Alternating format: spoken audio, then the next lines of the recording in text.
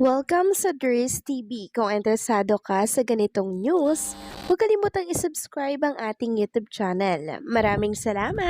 So ayun, welcome back again sa ating YouTube channel mga kakimpaw, and sa update natin ito, ang pag-uusapan natin ay tungkol sa mga importanteng kaganapan kina Kim and syempre kay Paolo Avellino.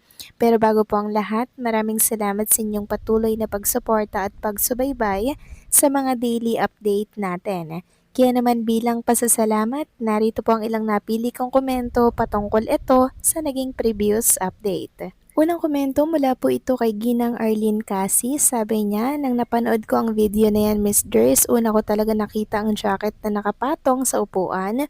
Pumasok agad sa isip ko na parang pamilyar ang jacket, kaya posible nga na nandoon si Paulo. Yes, tama po kayo dyan, Ginang Arlene Cassis. Hindi lang po kayo nag-iisip niyan, kundi ang mga maraming fans na nakapanood po ng video na yan ni Chinita Princess. Isa po yung iniisip ninyo, kundi si Paulo ay ando doon sa kinaroroonan ni Chinita Princess. Talagang nahuhuli at nabubuking si Kim and Paulo Avellino kahit etago nila mga kakimpaw. Ang meron kina Kim and Paolo Avellino talagang nagsusumigaw kung ano po ang katotohanan tungkol sa kanila. Katulad na lamang po ng jacket na yan na kung saan ay hinihinala na kay Paolo Avellino. Alam naman natin na si Kim and Paolo laging you beside me always.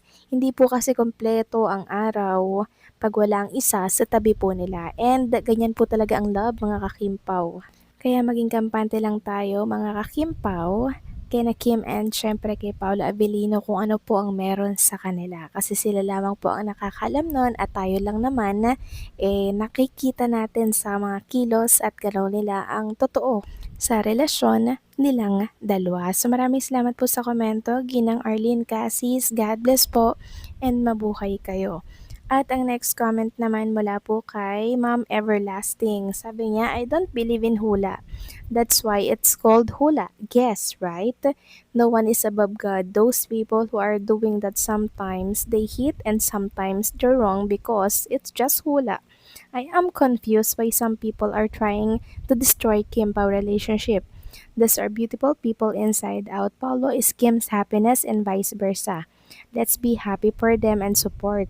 No negativity. You can put good people down and don't believe that hula because that's coming from devil's work. Always remember, only God knows. The only thing we can do as Kim Pao fans is to pray for their happiness, good health, happy life, and most of all, free from negativity. I saw both of them here in California up close, and to tell you everyone, they are simple and low-key. There's no air in them. Kim and Paolo are very respectful and accommodating. That's why no one can compare. Let's support them. Maraming salamat po sa napakagandang komento, Ma'am Everlasting, ano? So yes, tama po kayo dyan. Ang hula ay hula lamang po, pwedeng tumama and pwedeng hindi kasi hula lang yan.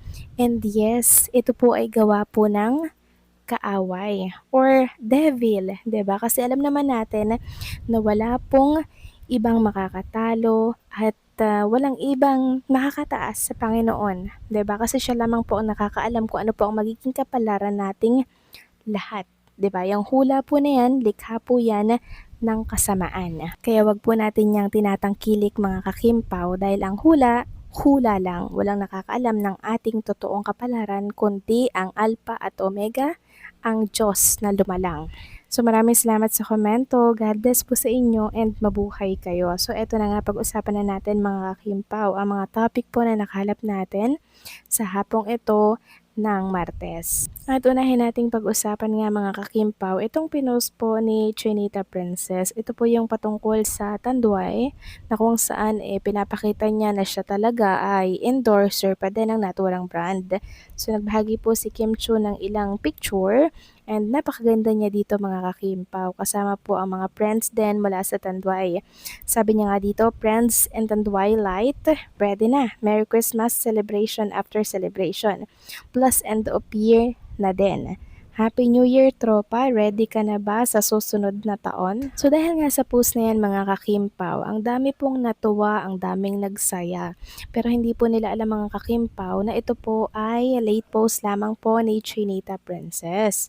Sabi nga dito ng mga Kimpaw fans, obvious naman po na late post iyan ni Kim. Suot na nila iyan before this holiday season kasi, and I'm sure yung mga kasamahan din niya magbe-vacation din.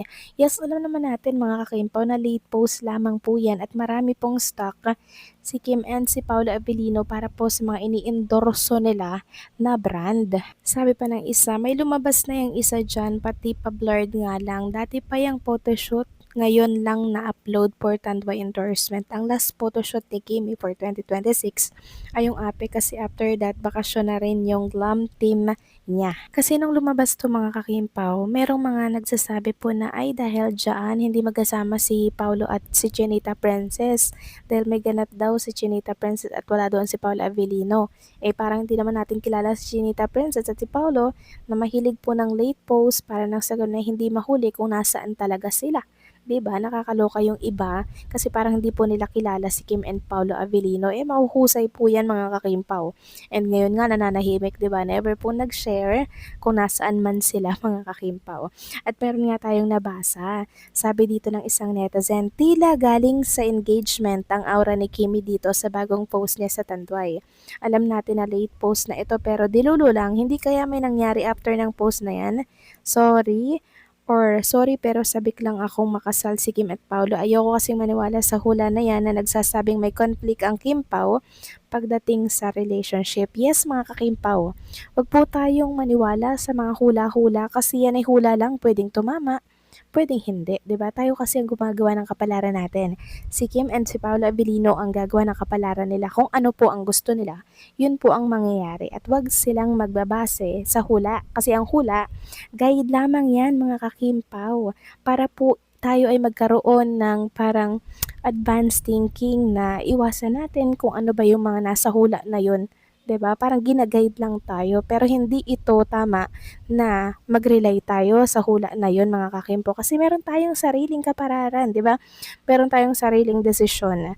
Kung susundin natin yung nasa hula, di parang pinatunayan na rin natin na totoo yung nasa hula, 'di ba? Kasi yung nasa hula mga kakimpaw, taliwas po yan sa nakikita ko kay Kim and Paolo Avellino na talaga namang nagmamahalan. Napakalalim ng relationship nila sa isa't isa at nakikita natin mga kakimpaw na love talaga nila ang isa't isa.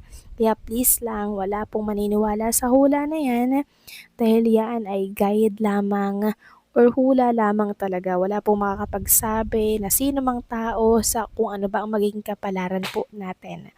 Only God knows mga kakimpaw, okay? Kaya wag na po kayong masadya na sa hula na yan at magtiwala lang tayo kay Kim and Paula Avellino, okay? So paano mga kakimpaw, hanggang dito na lamang po ang update natin. Maraming salamat po sa patuloy na pagsuporta.